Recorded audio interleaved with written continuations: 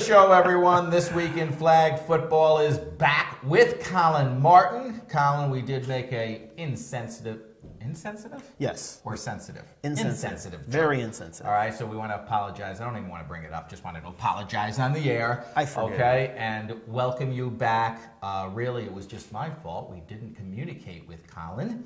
And I think that was just because Rocco and Jazzy wanted to get some extra airtime. That's all right. I understand. We've been doing this for a couple of years. They wanted to try and ease their way on in. Pause. Thank you very much. All right. But as you can tell, I'm back, so it didn't go as smoothly as it normally does. No, it didn't.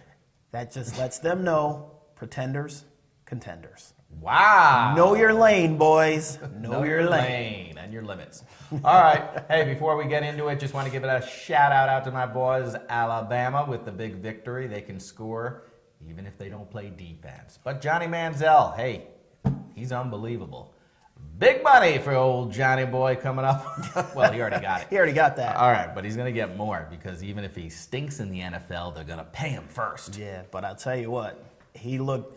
That was only the second time I'd seen him, but he looked impressive. He looks like he keeps his head on straight. He's the truth. So I agree with what you're saying. You know, play hard, work hard, man. That's his motto, and we'll see what happens, but I don't blame the kid. Anyway, Colin, it is now time to get into flag football, slightly different from Bama and Texas A&M, but no doubt in this area, it's big time. So let's go right into the biggest of big time, the double and single A's. Well, let's go right to it. We've got at the top Valenti's Panthers 24-6 over Jiffy Homemade Chips. Oh. Renegades 28-6 over Samson's Fighting Irish. New to the A division. Congratulations on your week 2. I think they had lost their first week as well, didn't they? Yeah, they did. Yeah, okay, so They it's going to be stink. tough for them. NEKF Tigers 20 to what? Okay, go ahead. 20 to zip over Laney's. 7 players showed for Laney's. Okay, that 9 versus 7. That makes it more understandable. Right. But Laney's still, I've seen them play games shorthanded, and they put up a better. Yeah, I know. 2-man difference, though, and they still rushed 3 guys, so that left 4 in the secondary, covering all kinds of receivers. It was a big mistake. I would have rushed just 1 or 2 and played defense, but I thought that was their mistake. And like you said, though, on offense, you'd think they'd do a little better. They did have Nick Carr and some of the other key players. Which is, that's just mind-blowing to me. Yeah. But it just goes to show people out there in TV land, that was a real reaction. I probably should have proofread this first as opposed to just going on live and just showing how unprepared I was for that score. So I apologize for that. But sometimes live television, things like that happen. Oh, we're live. We are right now. Oh, okay. 20-0 over Laney's. Congratulations to the Tigers. Yeah. However you got to do it. No, they played You well. Play with what you got. Yeah. Oh, that did not sound right. Anyway. Pause. Blaze 17-zip over gotbeer.com, rounding out the A division. I did referee that game, just to throw in a quick point about it. It was 0-0 at halftime, and Got Beer played really, really well. Unfortunately, I felt the new quarterback in this situation had a difficult time. Now, I don't know if you've been following the CDFFL preseason, but the new quarterback was touting himself on the message board. He is a good player. He is from Florida. He said that if Tebow wasn't there at Florida during those days, he would have tried out and probably got the job. So that's a huge no. That would have never happened. But he is a good flag quarterback, looked good in week 1. But facing the Blaze, a team that won the championship, won the $4,000, and has a tremendous defense, they kind of showed that he's not ready for prime time. But to his credit, though, he had 0 time to pass the ball. Well, I have been following it a little bit. You know, it's just been one Right. crazy summer. You know, got hitched over the summer. Oh, yeah, congrats. You know, so I haven't really had time. White girl? Puerto Rican. Oh, okay. You know, donde está? Oh, you're getting good. Yeah, I'm Latino. You know. Wow. I could throw some stuff out there. I like that. Yeah, I want to learn that. That's how I roll. Wags But- is trying to learn Russian for a Russian bride. Oh, that's so lovely of him. I'm sorry, So I he didn't mean can to cut eat you. her, literally and figuratively. Pause. Ooh, this is a family show. At any rate, I haven't had too much of an opportunity to pay attention to it over the summer, but I did happen to see him go on there and post up his credentials. And yeah. Okay, you're going to beat out Tebow if it weren't for the politics down in Florida? Well, if he left it just to his flag football credentials, everybody would have been like, okay. Yeah. You know, he mainly was playing the 7-man, everybody eligible, so you kind of get used to that. Right. But the 9-man style is different. I thought he played very well, though, in week 1, but again, he was playing against a weak Samson's team. Headlined by Rocco Tobin. Legra.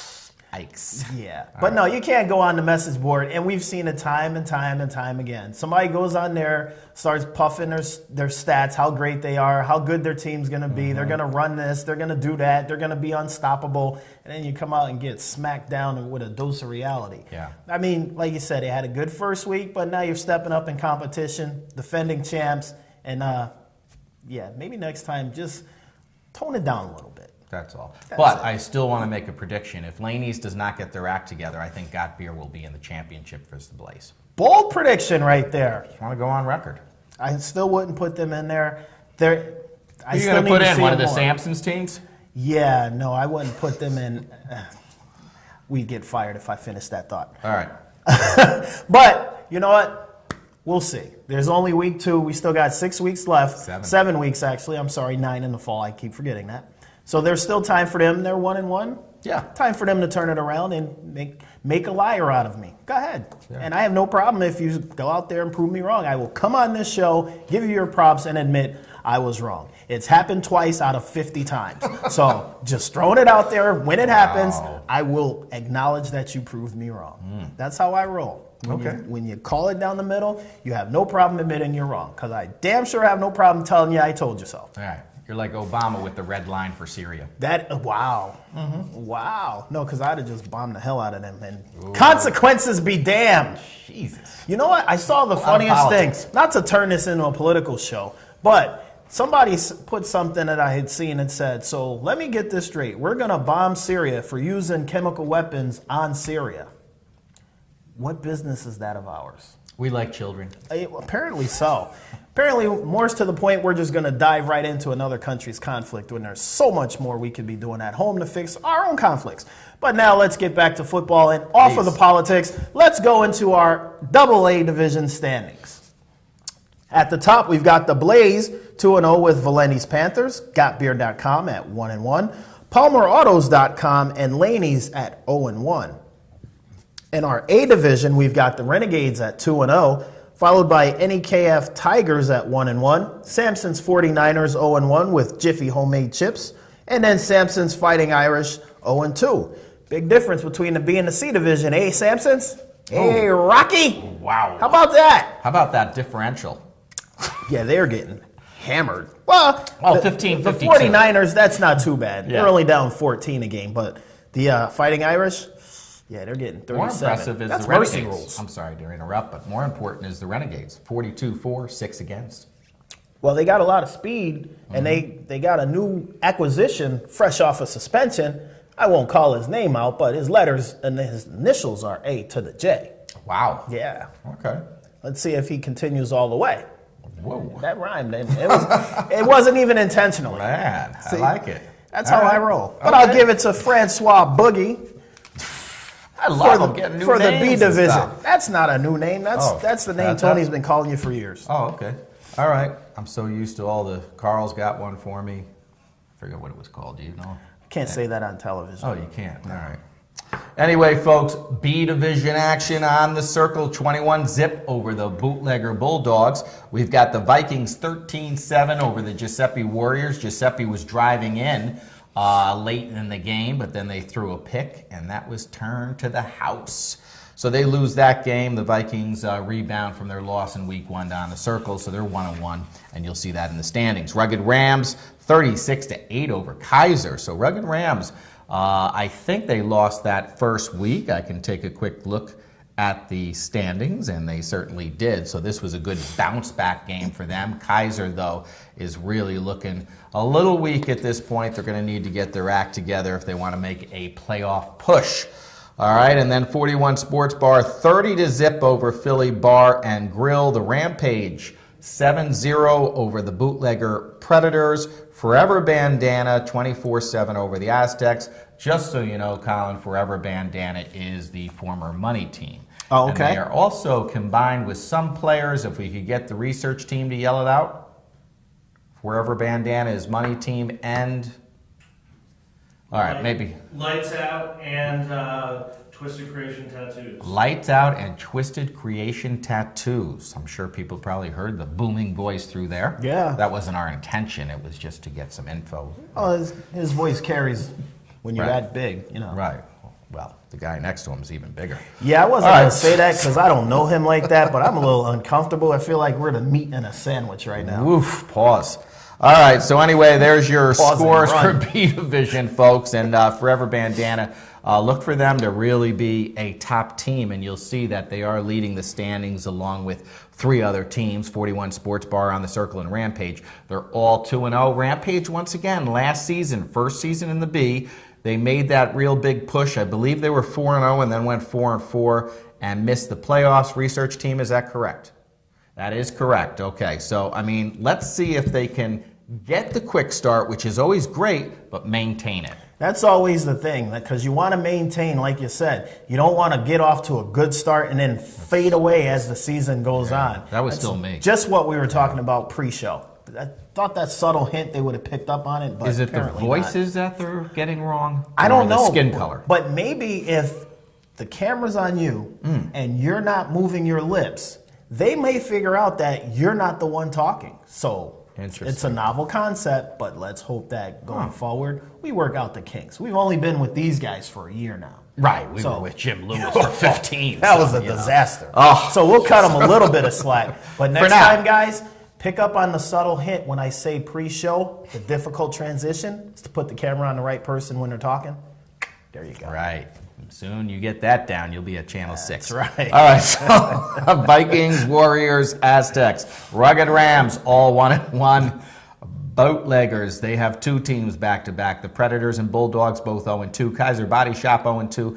Philly Bar and Grill, also 0-2. 6-4, 71 against, -65. Not looking good, fellas. Did they lose a lot of people? Because usually they're in the mix. They don't usually start off this slowly. Philly Bar and Grill, we got to have a research crack answer. Okay. So He's looking confused, so Balbiz, get on that, would you please? all right. Anyway, there's your B Division action. Colin, we'll turn it back to you for C Division. Well, let's go right into our C Division, and we shall start with Dublin's Bootleggers, 39-20 over the Avengers, followed by NWO, 35-0 over Murphy's Mama's Boys. Fuller's Tavern, 33-20, still in the C's, I see. Yeah. Over Side Door Grill Bombers. Swag Champs, 20-19 over Elbow Room Hawks. That game had to be an absolute positive. Big time. Wait for it. Wait. There you go. Wait for him to get you on camera. Oh, okay. Big time. No paying team. Barn burner. Is that Scott Madden's team? Good guess. Did I just put him on blast like that? Yeah. I'm sorry, but you pay your bills, I won't do it. Ooh. Bloodline, 24-20 over Mario's Restaurant. Will you congratulate him, though, on his new baby? I though? was just about to say that. I kid Scott, Baby but in all Winfrey? serious, Yes. that's the Baby baby's name. Winfrey. Congratulations on Baby Winfrey, named after Oprah, I'm going to assume. Right. See, I'm smart like that. I Haven't guess. seen Scott in years, but I knew that was the case. Congratulations to you and the lovely wife. Less money on formula, more on CDF. Wow. I didn't say that, Scott. That was all. and I'm that was serious, all Sal. Francois Boogie over there. No, He come wants his money. Pay that man. Moving on. Jay's Painting Service, 25-0 over Armadillos. Bootleggers Hurricanes, 26-18 over Team Gold. Katie O'Byrne's SOS, 34-14 over the Dream Team. Kryptonites, 19-16 over the Ravens. Bronx Street Thrashers, 28-19 over the Dirty Birds. And CM Fox Realty Falcons, 21-3 over the Franchise. Franchise lost some players, but we were happy that they were still back in the league. That was one of the things Rocco and I talked about, that they could have folded up. They didn't. Give them credit. They're struggling, but is because guys were bailing on them.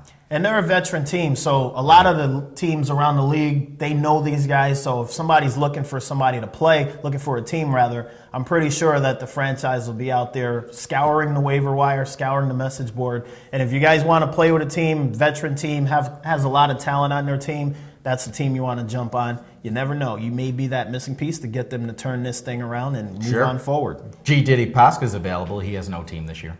Really? Yes, first time since 1991. Why is that? Couldn't get enough guys. Oh, why is that? And that's He's totally having fun rhetorical. with his wife. No way. He's having fun with his wife. Oh, well, good for Diddy. You remember that. Good for Diddy. Diddy? Woody? Yeah, apparently he is. So let's go to the standings, and we will start with NWO, Jay's Painting Service, Dublin's Bootleggers, Fuller's Tavern, and Swag Champs, all 2-0. Elbow Room Hawks, Side Door Grill Bombers, Bloodline, Bootleggers Hurricanes, 1-1. Mario's Restaurant, Team Gold, The Avengers, Armadillos, Murphy's Mama's Boys, all 0-2. Over in Schenectady, we've got Katie O'Burns, SOS, CM Fox Realty, and the Falcons, all 2-0. Franchise, Bronx Street Thrashers, Dream Team, Kryptonites 1-1, Ravens 0-2, and Dirty Birds round out the C Division also with an 0-2 record. Now, one thing that jumps out at me, the Dirty Birds and the Ravens, both 0-2, minus 11 points and minus 12 points for the differentials. Yeah. So that tells me that they're playing really close games. 11 points, 12 points, you're not getting blown out like you might see 0-2 early on in the season. You think they're not competitive in those games. But these two teams, break or two here or there, they could very well be 1-1, if not 2-0. So I wouldn't sleep on these two teams if I'm any of the other teams above them. No, I think that's a great point, Colin. And you look at those 8 teams over in Schenectady, one of which is from Troy. And my crack staff will tell me the team name that jumped over to Troy and did us. The Ravens actually did that, and you can see the Ravens are hanging in there, like you said, at 0-2, but a minus 11. That tells me that division is great top to bottom, and I think aside from SOS, it's up for grabs for the rest of the playoff spots. Most likely, too, Colin, we didn't announce this. I have to put it up on the board, but this is not set in stone yet. I want to talk to some of my committee members. But it looks like that we're going to have half the teams from Schenectady, which is 4, half the teams from Albany, which is 7, giving us 11, and then 1 wild card to round out a 12-team C Division playoff. So I'm thinking that's probably the way it's going to be for the teams to now start saying, okay, here's our goals, this is what we need to do during the regular season to try to grab one of those playoff spots. And I think with the whole situation with the third division no longer in effect, I think that might be the best solution. Make it a wild card for that final spot, and then you go from there. 12-team tournament, you'll still have enough teams that you'll be able to have the quote-unquote legit teams up there, and maybe a team that's capable of pulling off an upset, like a Dirty Birds or a Ravens, they now have something to shoot for. So I think that might be the best format to use going forward. So good job by you. And hopefully the committee members, they'll push it along and there shouldn't be any issues. I hope not. Plus I have a veto still available. Okay, so anyway, it's time to get into co-ed, folks, and then we're going to get into our roundtable segment with our insider, Rocco Tobin Laguerre, and if he gets Fogham, married, as I like to call him. Maybe he'll get married and add a few more names. Oh, he'll be Mrs. Rocco Tobin Laguerre. No, he'll be Mrs. Rocco Tobin Laguerre Wagner. Oh. Or maybe Jazzy. Mrs. Jazzy. Oh, there you go. All right. Anyway, I will give you the scores. Colin will give you the MVP, folks. In week 1, it's not necessary really for standings. We have winners, we have losers, and that's how it's going to play out. Now, the Sampson's Misfits, I did this game. They look very strong, and it's really just a matter of them having their players show up. And they did that, and they were there, and they had a good game, and the Brad Lewis team just seemed a little off, but I liked Sampson's, the way they played, and believe it or not, a 34, looks like 34, is that a 9? 34-13. 34-13 victory over Brad Lewis, and you're going to be shocked and probably won't want to say the name on TV, but you got to do it. MVP. I don't, just because he's going to be so unbearable. He's going to, as soon as he sees somebody, he's going to, I got MVP first week. We're on a roll. He lobbied for it. Yes, he did. Why does that not surprise me? He did lobby. At any rate, the MVP, congratulations. Feel my enthusiasm as I congratulate Mr. Mike Russman. Ooh, Mr. too you gave him. Yeah. Wow. Yeah. His head's really going to blow up because you know how you validate it. When you say it, you validate it, all right? But this kid could lobby on K Street. He's cray-cray. All right, anyway, the next game, Green Machine is back, and they win 50. This chicken scratches. I don't even know what that is. 53 I'm guessing to 55. 55. 53? All right. Anyway, it was either 50, it was 53. We'll round it to 54. Yeah. It was a lot to a little. Yeah. And they beat the McGeary's Honey Badgers 55 to 20, we'll call it. MVP of that game, Drew Rivera. Yes. He came over. You know where he played before. There was another team in the league that bounced, and he jumped over. We don't have our crack research staff on that. But I thought he was with Brad Lewis. Thank you.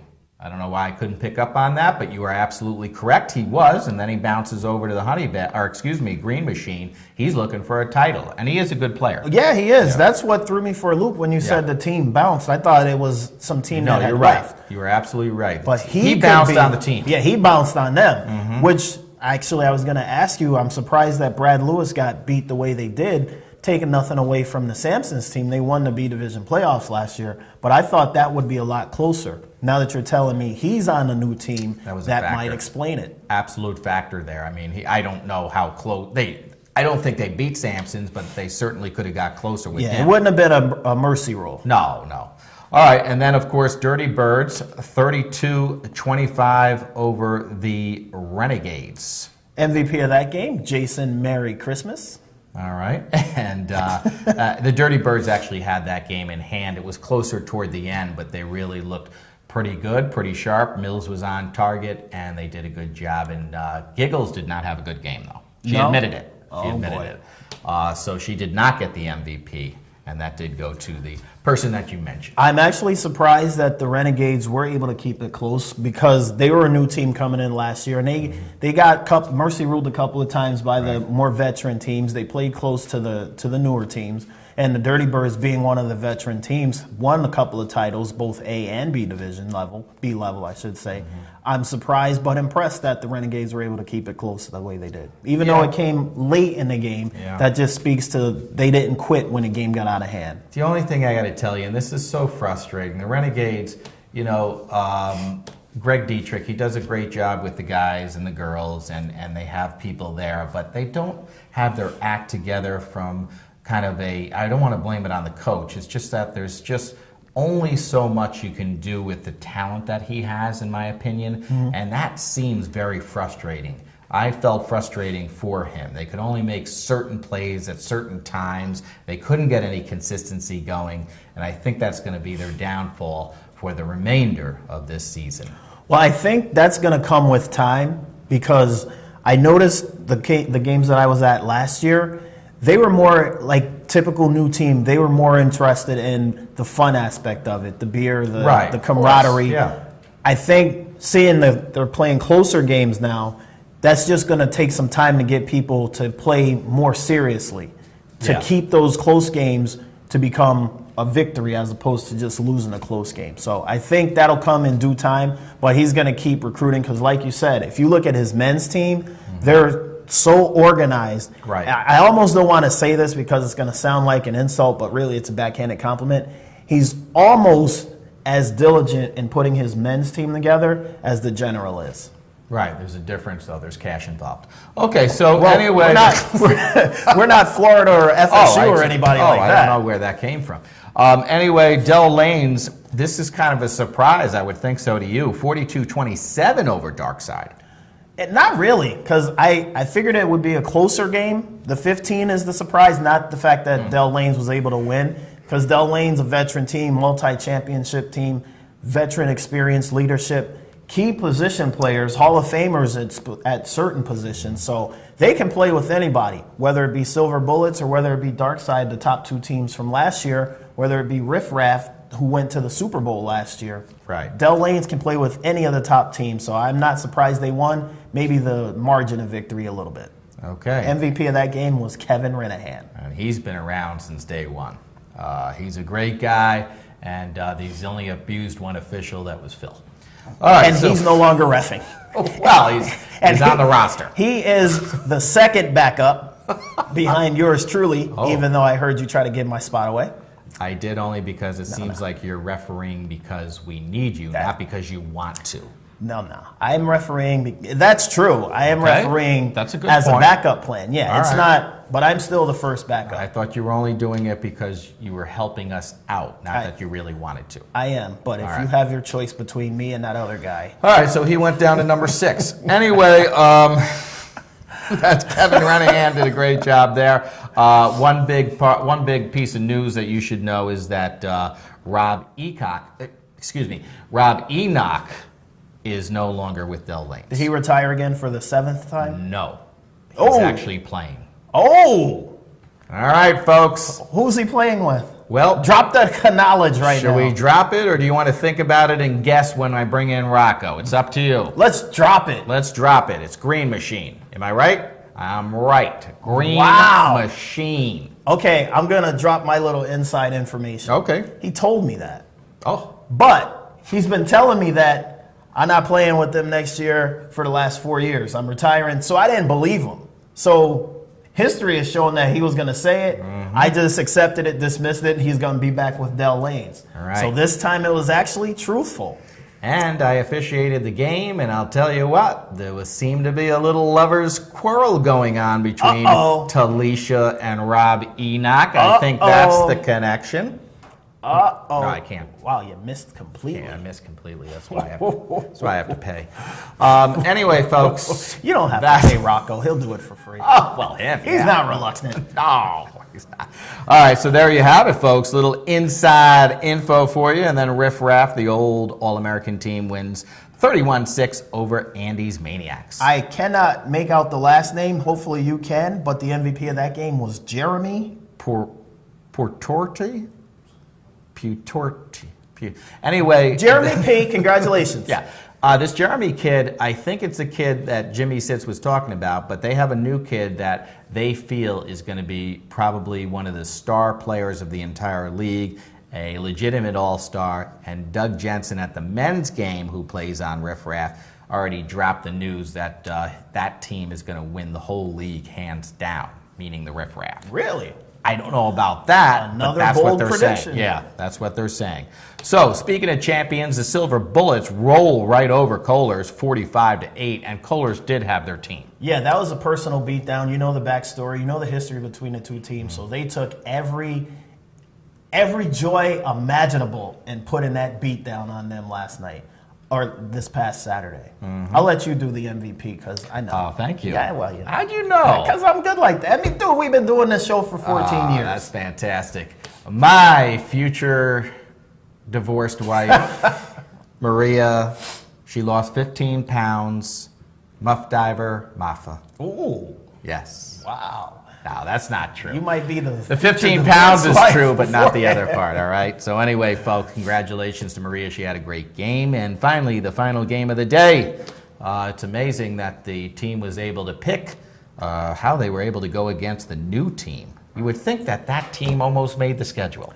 Weird. Well, I will say this. Weird. I will say this. Having been privy to the preseason rankings and formulations and formulas, that was included in the email. If we drop down to this number seed, we get the brand new team, and people are going to think we set it up that way. If we adjust the setting, because we had a situation where actually Rocco's old team was ranked too low, so in order to move them up, somebody else had to move down. So I can confirm that this was known ahead of time. It was put in paper, and we had to approve it, but there was no way that the B Division champions was going to get an easy schedule, move up, because you know I hate that formula anyway. No, you're absolutely right. I was involved with those emails, and you and I both said that the Sampsons team should be ranked higher than where she had them ranked based on, I don't know what she had it based on, because I guess regular season standings, because it wasn't based on their B Division championship. Right. So I'm sure it was just regular season standings, but we did the right thing, because you can see Sampson's Misfits, once they have all their players there, and if they're consistently showing up. Which they won't. Well, I don't know about that. No, I think they're more serious this season. and they want to win some games. I think last season they thought they'd just kind of roll through and get victories when certain people weren't there. I'm not sure what the mindset was. I know it wasn't their coach, Rocco. He was furious at them, so maybe he dropped the hammer. The team showed up. If they're consistent, look for them to be in the top 4, possibly. Possibly. That's still going to be tough. Top 6, yes. Top 4, we'll see. That's a stretch. That is top a stretch. 6, yeah. Top 4. When you say stretch, are you talking about his belly? I'm trying not to look over there because it's scary. It's a massive amount of It's meat. frightening. Between the belly and the man boobs, Which one are you talking about? True. True. Yeah, but again, really I don't know him that way, so I don't Right, know you him don't that wanna- well right. yet. But he comes into our studio, he's fair game. He Between knows the that. two of them, they got a nice size rack on them. Right. MVP of this game was Matt Merrill. All right, so Matt, Hopefully Matt congratulations. doesn't have a rack like those 4 over there. 4. Yeah, Wow. 2 boobs apiece. Ooh. All right, so we doubled up on the boobs. We are ready to end this segment. We're going to bring in our insider, Rocco Tobin Leger. Fogham, as I like to call him. Very French. And we will bring him in. Hopefully we'll get an inside scoop from him. I don't know why he's itching over there. If he brought fleas from the house, he's a dead man. We'll be back in 2 and 2, as Chuck Woolery used to say.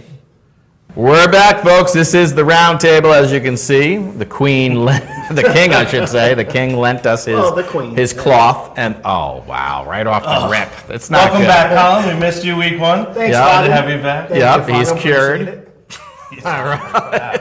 Yeah, that's not good. Anyway, folks, Rocco Tobin cancer Laguerre scare, is guys. here All insensitive. and back, and we have the original 3 here. The other guy that had that mental disorder is no longer with us. You're probably wondering, where's the guy that just didn't talk and had nothing to say? Well, he's in the background, and he is our driver now, so at least he still has employment. Right, That's always guys? a good thing. Jobs Yeah. are hard to find these days. All right, before we get into our picks, Rocco, any inside information that you came up with from this past week's games? I want to talk about one game that I know Sure. got a lot of hype in the C division, and that was the Bombers versus Fullers. The 2 teams have battled back and forth, over the past few seasons. Fullers has kind of always been one of those teams that's been looked at as one of the front runners in the C's, and Bombers has kind of built themselves into that. Kind of a title or category. And I will say Fullers came away with a big victory after the Bombers quarterback absolutely ripped Ed Sargent apart for his football skills, his grammar skills, Wow. his education level. I mean, it got real personal. Grammar? But in the end, Ed Sargent and Fullers had the last laugh, so congrats to those guys. And we'll see how much Bombers talks on the message board this week. Okay, I have to ask. Yes. How do you rip someone about their grammar? So Is it the you are kind of thing? No, it was Ed was using shorthanded text like you would like on a phone, Yeah. and different past tense, future tense, whatever. And Steve went all grammar school on him. Because that has its place on the football field. Yes, How it you does. speak and type perfectly. Steve, the Here's quarterback, is here's that how good I at grammar? speak. I don't know if he's that good at grammar, but the Rensselaer school system isn't that strong. Oh, So wow. Wow. Yeah, well, here- we know here's that's really not a real... Here's how Ed could speak, just to clarify and shut everything down. Scoreboard. that's it. That's all one it is, word. Yeah. One I mean, word. hey, look, we all know that Rensselaer is really not part of the United States, but it's right across the bridge. So even though you may think it's the Euphrates River, and if you cross it, you're in another country, but it's Lord. really not.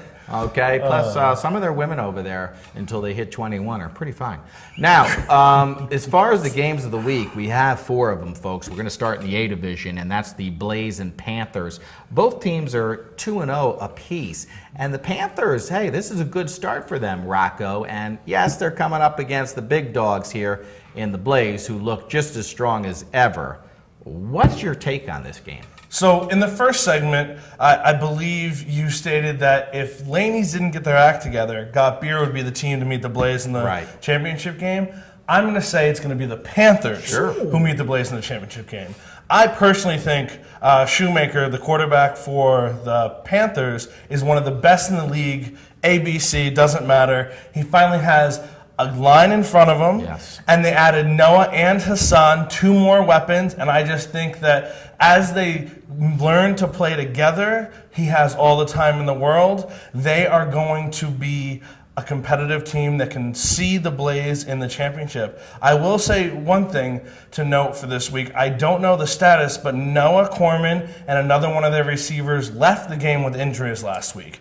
If they're not fully there, they're not going to play with the Blaze. If they're fully, pause. If they are, if everyone is in attendance, I do think they'll give the Blaze a run for their money. And the Blaze only had, 9 or 10 guys last week? The Blaze can't show up shorthanded either. Okay, well, this past week they had a lot more than 9 or 10 guys. Maybe you're thinking week 1. Okay, because I officiated the game. But anyway, were folks, they just missing linemen? Because I know Brandon Phaneuf and Tony Murray played both ways. They did, but they still had probably about 13. Okay. But anyway, folks, the key thing here also is if you would reiterate to Colin and the rest of the audience who the offensive line is for the Panthers, I think that's key. They picked up Cancer. They picked up Drez. Cancer, not a Hall of Fame member yet. They picked up Ed Columbus from Ralph's. They picked up one. I know Johnny Hallen is on the Blaze roster and the Panthers roster. I don't know who he signed in with, but I believe he's on the Blaze. Okay. So it might have just been Cancer, Drez, and Ed Columbus for now. I may be missing one, but I'm not sure. All right, so there was the key pickups. Yes. And we wanted to make sure that Colin and the audience knew before Colin makes his choice. Well, I'm going to pick the Blaze, and I'm going to piggyback off of what Rocco said a little bit. Pause. The Panthers, the years we've been doing this show, we've always identified an up-and-coming team. Whatever. We've always identified an up-and-coming team, one of the newer teams. They got the line now. Shoemaker, I love his game, the way he throws the ball. He can throw for distance. He can throw for touch. He can put it where it needs to be. This is the new team. This is the team that's on the move. Right. I think they're still a little bit away, but they're making the right acquisitions to get that line play solidified. You get the line play solidified for a quarterback who can make all the throws, that's huge. So I think they're still a little bit away, but they're on the move. And like you said earlier, they're the team that I would pick to be the surprise if Laney's doesn't get their act together. Because before we were always picking Laney's and the Blaze as the up-and-coming teams. Then it became Sampson's from the C division and the B division. So you've got a lot of talent and you got a lot of young guys coming through the league. This is the team that I'm picking now to be the next great team. If they can continue to get all of their pieces together and stockpile and make key acquisitions, that's going to be the team of the future of the league. Not there yet. I'm still taking the Blaze for this week, but the Panthers are the team to keep your eye on. All right. And Rocco, I'm not sure if you made your official pick. I didn't. I am going to go with the Blaze. Yeah. I think that later in the season this could be reversed, but for now, I'm picking the Blaze until they lose. They haven't given me any reason to doubt them. They're very deep. They're very talented, and it's hard. They're hard to stop. All right, pause on the deep. Anyway, folks, I have 3 points to make before I make my choice. 1, week 1, Panthers-Kohlers. Panthers, it seemed like that Shoe was still thinking he didn't have an offensive line and was doing these quick screens. They were getting busted up, and it was not working for them. Kohlers went up immediately, and then the reason they came back was because he started stretching the field and trusting his line. That was a key factor. Number 2, I agree with Colin. This could be a team of the future and a dynasty team because they're young, so they can stick out the next 4 years, let's say, until Laney's and the Blaze actually go away. But remember, the Blaze is not an old team. They're a mixture of old and young. So, but the old vets on the team are really the ones that carry the team, so they're probably going to go down at some point, if not leap. Pause on that. If not leaving the league, at least starting to go down as far as talent, I should say, because of their age, probably in wins and losses will start reversing. So based on those 3 things and the Panthers' age, of course, I'm going to go with the Blaze now like these guys because there's no reason not to pick a team that won a championship and the $4,000 bid, even though Tommy Rourke tried to throw them under the bus. He's a jealous guy. Wow. All right, so that was the A division game. For the B division, we have Forever Bandana is 2-0. That's the former Money team, plus a few other guys, as we mentioned. They are playing 41 Sports Bar Titans. So they're also 2-0, and that's a team that are probably going to be a lot better than they were last season based on 2 factors. 1, they have a season under their belt of experience in the B, and 2, some of the other B teams got forced up, so now they become one of the top dogs. Rocco, inside information before we make our picks on that team or teams?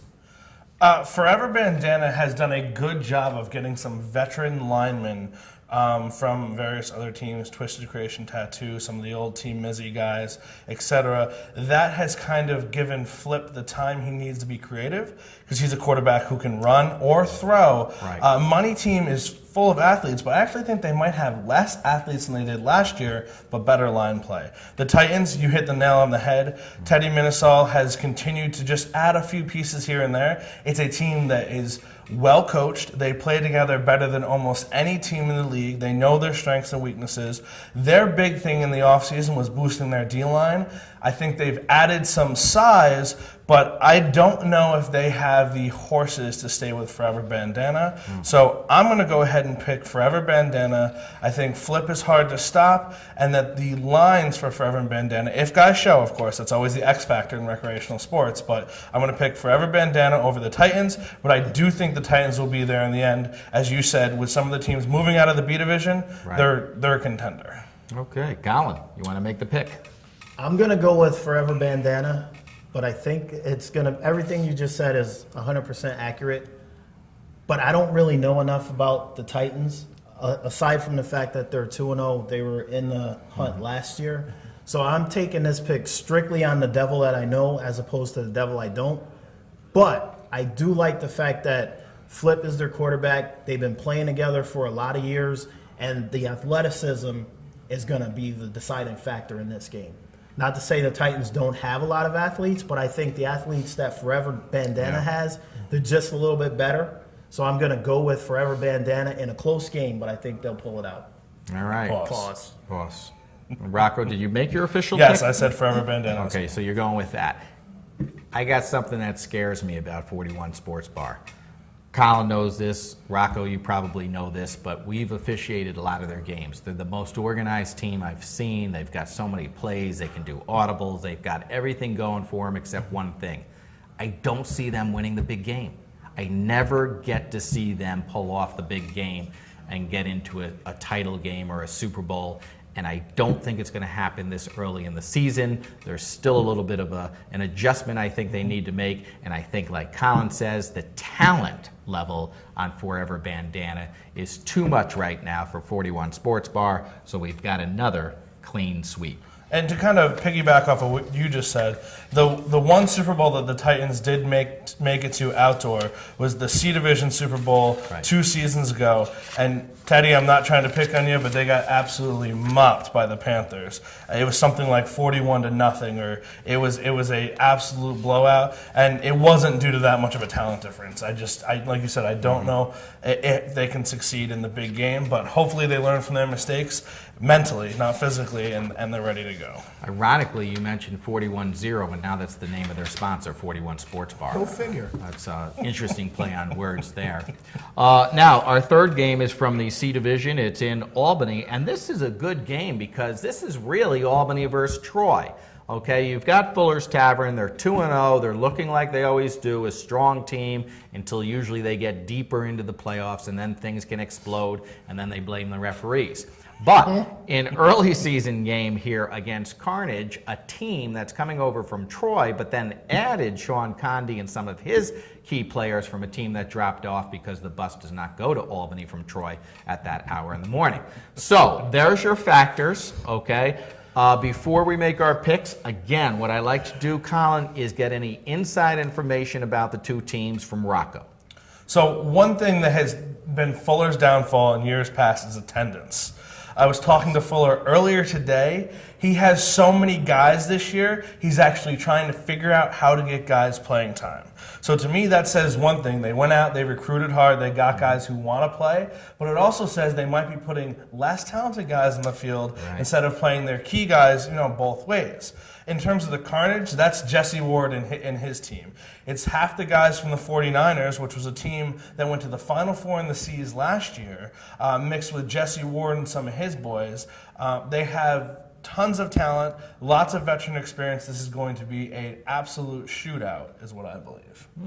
Colin.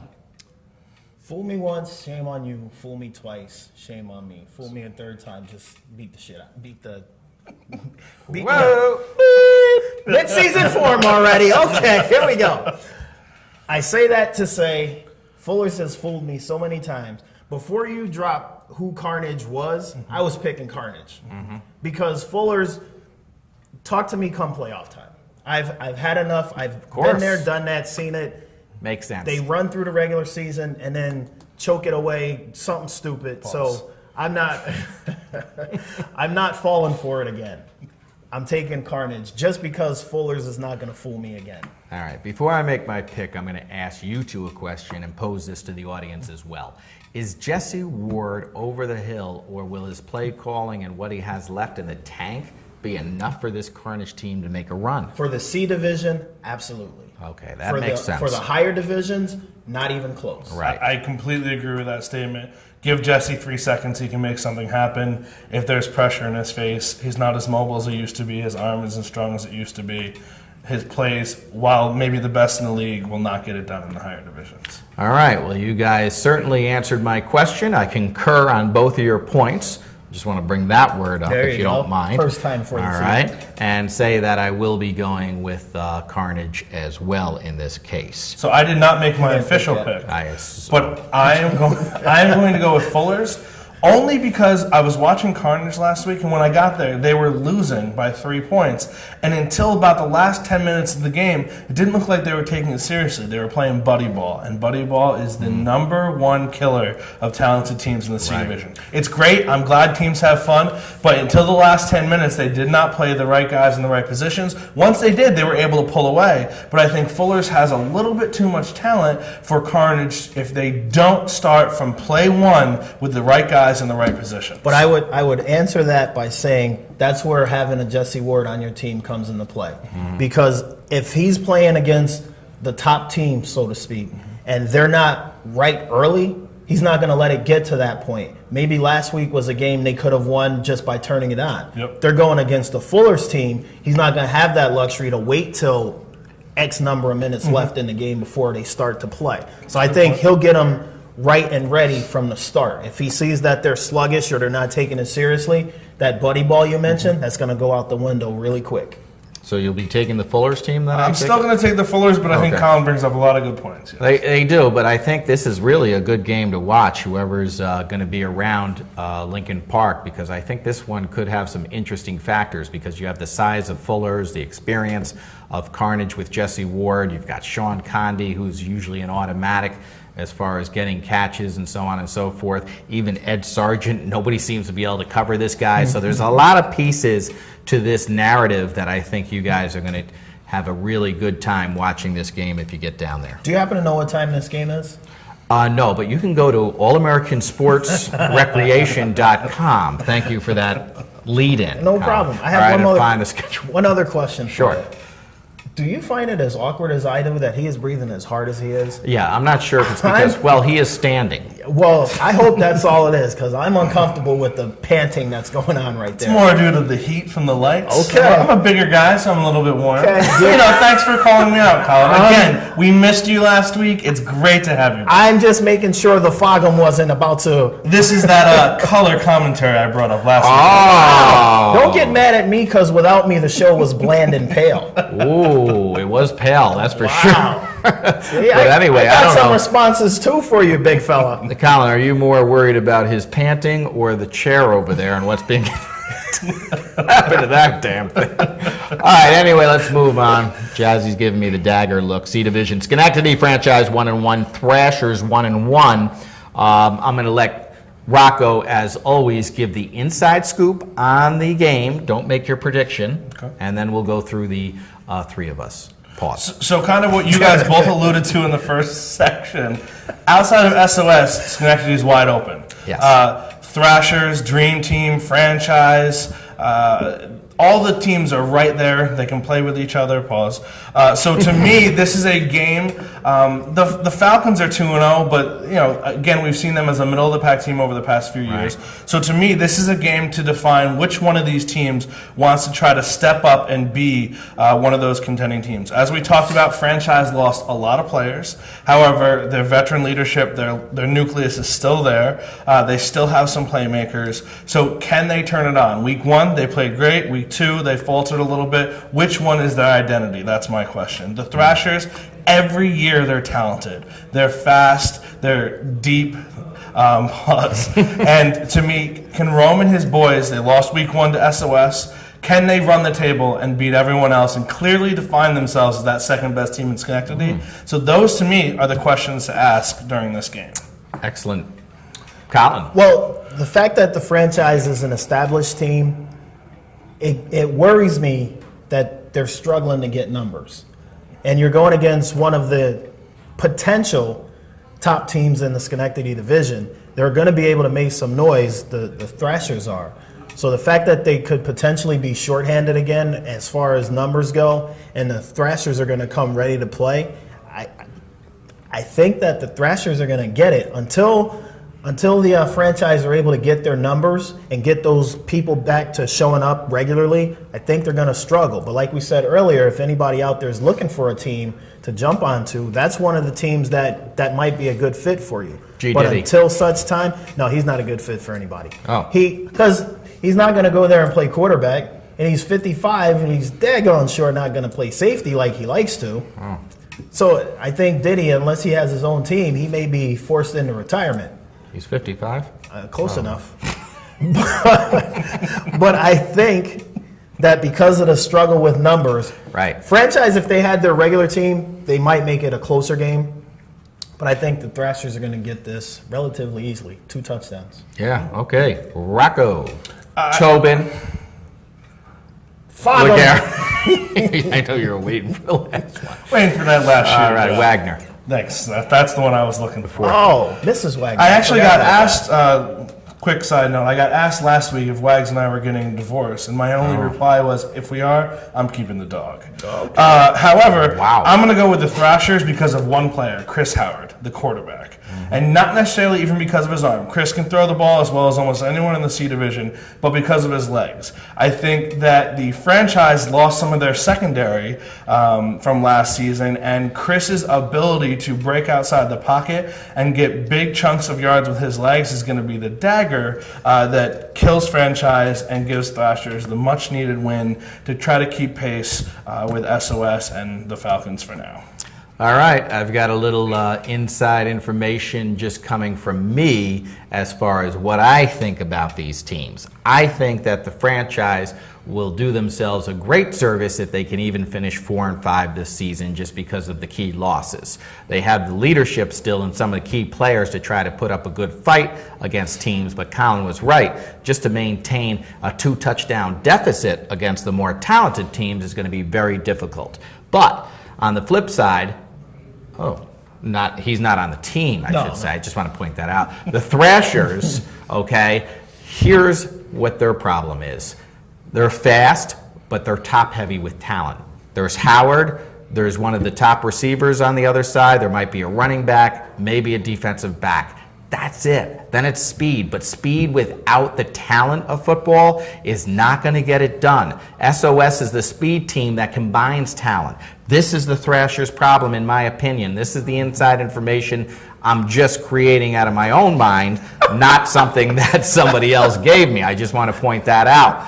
But then what you have is an opinion. An opinion, yes. I really went all over the place with that. All right? So pause. Yeah. But anyway, yeah, I just wanted to make that clear that it was not coming from somebody else. It's my own opinion. But Colin pointed that out so brilliantly with his LaSalle education coming into play. Or maybe you just didn't have to. You had to be thinking more than I did, I guess, to get that one.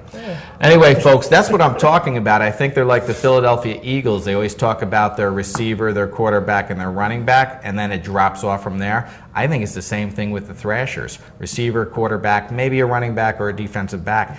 That's it. Okay? They win this game, but they do not win the division. And I think 6-3 would be a good season for the Thrashers. How do you like them apples? That sounded perfect. I mean, I just convoluted the whole thing, but I mean, so what's up, man? Are we in agreement? You're not saying hi? That was 5 minutes. All right, 5 minutes left. Are we in agreement that Schenectady is SOS's to have? Yes. Yes. And are we in agreement that, maybe I'm out on a limb here, but Fuller's should be the Albany division, even though that they've screwed me so many other times? No, good, not even close. Because I'm not picking them to win the division either. All right. Last week on the show, if I may, because this was my pick, this is something I said in the newsletter, on the forum page, and on the TV show. NWO, SOS, this is one of those years when they probably should be in the B division. These two teams are going to both run the table. They're going to face each other in the championship. And the championship game is going to be the most exciting, though, in my opinion, in a long, long time in the C division, because you're going to have two teams that are going to be 9-0. Then they're going to have to play. They're going to get the first round bye, so they're going to have to play 2 playoff games. They're going to be 11-0 each going into the Super Bowl. That's a bold prediction. Not right really. There. But not really. Where did NWO come from? Were they in Troy last year or in Schenectady? They were Lights Out in Troy. Yeah. NWO is a combination of players from Lights Out, players from Franchise, that's where some of their players went. I was talking about players losing. Some guys from Joe's Tavern, and 1 or 2 sprinklings from Redfront, from Don't forget the other player. Okay, they do have one player. The NWA singer is also on that team. So you can't, don't fall asleep on them, you see? Now, Colin, do you have any other questions for us or the audience as we wind down the show in the next couple minutes? I just have one more question, and this is directed at you. Oh. Did you miss me last week? Because he was terrible from the feedback I got. Really? That's what I heard. No. Let me be very honest. The feedback came from you, so. No, I didn't. Not for that. Pre-show, you were telling me how bad it was. Oh, no. I'm going to be real honest with you. I did not. Here's what I thought of the show last week. I thought Rocco stepping in, you know how hard it is just to step in and fill in somebody's shoes?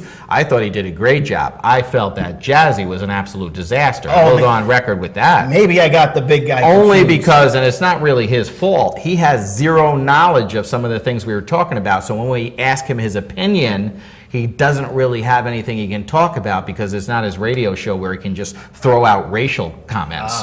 Well, like I said earlier in the show, if I make a mistake, this is 3 out of 51. I had the wrong big guy that you were saying was terrible. Rocco, so I told you. I'm sorry, Fogham. I didn't mean accept Fogham. I accept it. We're not going to go into what that means. I know what it means. Colin knows what it means. Some astute viewers might know what it means. It's not from the cartoon. But no. It's an acronym. However, I do want to make one comment. Please I did notice that Jazzy, the third post last week, was at co-ed and men's league games this week. Oh, yeah. Doing research. So in the event that we have another fill-in or we decide to do a 4-person panel, he'll be more informed. So thank you for that, Jazzy, I'll be at co-ed with you this week with the beer. All right. Jazzy drinks a special brand, though. So, I'm not it's gonna bottled. go near What is it? Sam Adams was this past week. I don't know if he bounces back and forth. Anyway, folks, one of the things I did want to bring up, though, about Jazzy also is that he's on the committee, so he is doing his research. But if he's on the committee and he does a job like he did on the show, it'll be a short-term committee post, somewhat of the same elk as Jamie Case. Oh, low blow. Oh, wow. All right. He got fired off the committee. Rob Enoch was also thrown off, too, because he had a 3-way on a committee night. Oh. So anyway, there's a lot of things going on that really shouldn't be on this show, but I think we're off at this point, aren't we? Or are we still? I don't think so. No, we're still off, on the Ron. We have no I think we got like a minute and a half left. We'll probably be off after this. Hopefully, you guys in the booth, please give us a time check once again. Colin, we made all our picks while we have a minute maybe left. How about a few Super Bowl picks from you? I still think it's going to come out to be the Blaze in the A division. Okay. I'm going to go off of you guys for the C, NWO, and SOS. Okay. Yeah, no thanks, Fullers. And in the B division, I'm going to take a shot in the dark and go a little off script. I'm going to go with Forever Bandana. It's not off script. I don't think it is. The B division, like we talked about, is pretty good. If you can just bring out that sheet on B division standings, please. You will see that because we moved up some of those teams, that these teams that are in the B division are going to be competing for a title, but it's going to be top to bottom, a pretty tight division, and I'm trying to use as many words until you guys get that information. There we go. But there it is, the 12 teams there. So So, Kyle, an interesting thing to note for you, On the Circle is actually a B team, should have been an A team, that was started by the Terry brothers, who dropped down and combined with Wheezy, Matt Tomorrow, some of those other guys. So a lot of familiar names. And the Vikings is Dave Mosier's team. So there's a lot of veterans sprinkled in those 2-0 teams. So just to give you a kind of a better picture, but picking Forever Bandana, they're full of athletes. You're familiar with Flip and his style of play. If he has a line, they'll be dangerous. So I don't think you went too far out on a limb there. No, That's not some at good all. information because I didn't know that about On the Circle and the Vikings. And I also think that the teams that are in the top 8 right now, because that's how many teams make the B playoffs, are certainly going to finish that way. I think that's how it's not going to finish maybe in that order, but I think those are the 8 teams that you see 1 through 8 in your standings, whether it's on the TV screen before or on your website. They are going to be in the playoffs, in my opinion. I think the Predators, Bulldogs, Kaiser, and Philly will be on the outside looking in unless something changes for one of those 4. And one thing to note, the show is obviously on the television, on the TV, different stations, Schenectady, Albany, Troy. However, we are going to put it on Facebook and with a link to YouTube. I'll post that link on the forum so more people can have access to it. And it's also on the Facebook page, I believe, is USSN Network, something like that. Well, so you can whoever's like friends that. with us on Facebook, AJ puts it on all of our pages. Right. So they can go to our page and click play and it'll pull right up. All right. So we're not going to get any time check that I asked about for a few minutes ago. And so I don't think any of that information we just said is going to make the air. I don't know. But we're going to end the show now. Hopefully it's the right time. I don't know what happened. I guess they figured, hey, it's a one-camera shoot for this segment, so we don't have to say anything.